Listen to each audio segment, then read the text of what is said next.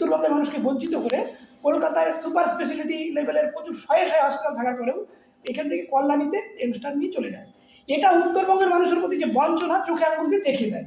তারপর থেকে এই বঞ্চনাগুলো আরও প্রকট হয়। প্রিয় দর্শক, আপনাদের জানিয়ে রাখি, উত্তরবঙ্গের মাটিতে এইমস নিয়ে দীর্ঘদিন ধরে লড়াই চলছে।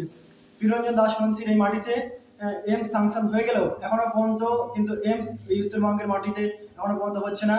এই উত্তরবঙ্গে যে এইমস হওয়ার কথা ছিল সেটা কিন্তু কলকাতার পার্শ্ববর্তী কল্যাণীতে হয়েছে।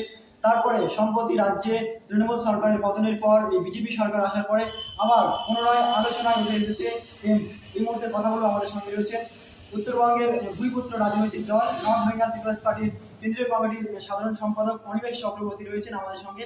আচ্ছা দাদা, সম্প্রতি আবার এইমস রাজ্য জুড়ে চর্চায় উঠে এসেছে, কি বলবেন? দেখুন, এটা আজকের চর্চা না, এটা দীর্ঘদিনের বিষয়। আমাদের যে উত্তরবঙ্গের বঞ্চনা সেটা আমরা প্রকট করেছিলাম যে উত্তরবঙ্গের রায়গঞ্জে এইমস হওয়ার কথা ছিল। 2008 সালে রায়গঞ্জে যে এইমসের প্রস্তাব দিয়েছিলেন প্রিয়ঞ্জন দাসমুন্সী, তৎকালীন সাংসদ প্রিয়ঞ্জন দাসমুন্সীর প্রস্তাবে সংসদে পাশ হয়েছিল 823 কোটি টাকা রায়গঞ্জে এইমস হওয়ার জন্য।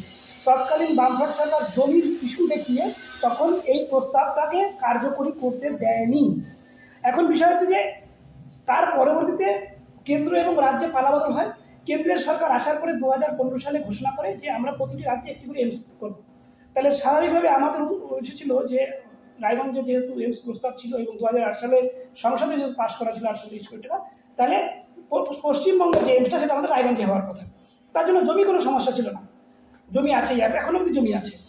যারা বলছে জমির কথা তারা মিথ্যে কথা বলে, তারা জানে না, না জেনে বলে।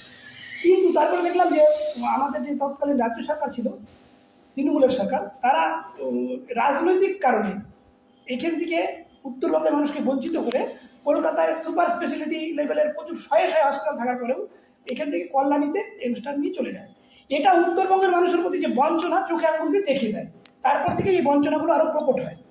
তো এই যে 15 বছর এই সরকার তৃণমূল সরকার থাকার পরে এখন দাঁড়িয়েছে যে নতুন যে নির্বাচন হয়েছে তার আগে আমাদের ভারতবর্ষের প্রধানমন্ত্রী, স্বরাষ্ট্রমন্ত্রী সকলেই উত্তরবঙ্গে যখন সফরে এসেছেন তখন শুধুমাত্র রায়গঞ্জে যখন নির্বাচনী জনসভা তখন বলেছেন যে রায়গঞ্জের এইমস রায়গঞ্জে হবে এবং প্রতিশ্রুতি দেয়।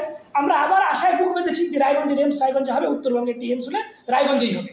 তো এখন সরকার এর আগে নতুন সরকার বসার পরে বলেছে যে আমরা একটা প্রস্তাব এইমসের জন্য পাঠাবো। তো আমাদের দাবি যে এই যে এইমসের প্রস্তাবে যদি যায় তাহলে আবার যেন রায়গঞ্জের জন্যই প্রস্তাবটা হয়। এটা যেন আবার এখন দেখেন গাছে ফল পাকছে, এখন অনেকেই নিয়ে যাওয়ার চেষ্টা করবে। সব এমপিরাই চাইবে তাদের এলাকায় যাক, সব এমএলএরা চাইবে, এমএলএরা চাইবে যে তাদের এলাকায় যাক। কিন্তু রায়গঞ্জের মানুষের যে 20 বছরের লড়াই, সেই লড়াইকে সম্মান জানিয়ে সংসদের সংবিধানকে সম্মান জানাতে হলে এবং কেন্দ্রীয় প্রধানমন্ত্রী এবং স্বরাষ্ট্রমন্ত্রীকে যদি সম্মান জানায় বিজেপির নেতৃত্বরা, তাহলে তাদের কথা অনুযায়ী রায়গঞ্জে যেন এইমসটা হয়। কারণ রায়গঞ্জে এইমসের জন্য জমির কোনো সমস্যা নেই। জমির সমস্যা থাকলে এইমস আন্দোলনের যে সমস্ত কমিটিগুলো আছে তাদের সাথে বসুক, আমরা জমির সমস্যা দেখে দেবো, কোনো সমস্যা নেই। একেবারে দর্শক, ভোটের সময় বারবার উঠে আসে এই রায়গঞ্জে এইমস হওয়ার কথা। এইমস নিয়ে রায়গঞ্জের দীর্ঘদিন ধরে আন্দোলন, প্রতিবাদ, লড়াই চলছে। এখনো রায়গঞ্জবাসী দীর্ঘদিন ধরে, রায়গঞ্জবাসী তথা গোটা উত্তরবঙ্গবাসী কিন্তু দীর্ঘদিন ধরে এই রায়গঞ্জে এইমস নিয়ে তারা আন্দোলন, প্রতিবাদ করে আসছে। রায়গঞ্জবাসীর একটাই দাবি, রায়গঞ্জে এইমস করতে হবে। আপনারা দেখছিলেন নিউজ 7 বাংলার এই বিশেষ আলোচনা। আপনাদের সঙ্গে ছিলাম আমি মোহাম্মদ জাকারিয়া।